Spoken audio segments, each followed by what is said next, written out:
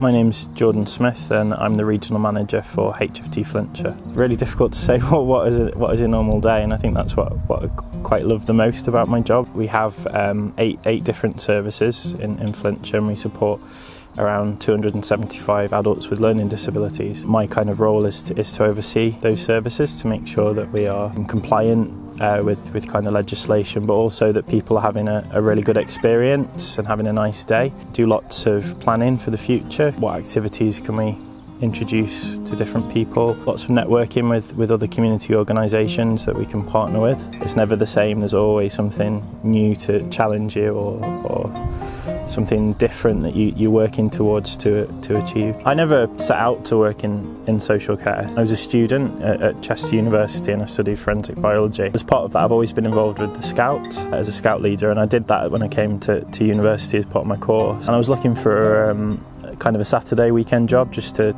get by. One of the ladies that I did Scouts with said, "You know what, I think you'd be a really good support worker," and it's not something I'd ever considered before. That was my step into social care, and it was working with children with life-limiting and life-threatening illnesses. I loved it, and it didn't feel like going to work. We got to do really nice things. From there, it's kind of the rest is history type thing. I've done different roles through social care, and I'm just fortunate now that I'm in a more senior position, but I've kind of done every job on the way. The most rewarding aspect of my role is kind of working with the people that we support and seeing progression from, people coming into our services. They come from all parts of society. We have people that come from college to us, to day services. We have people that are in crisis, or there's been changes in their circumstances that mean that they now need a day service.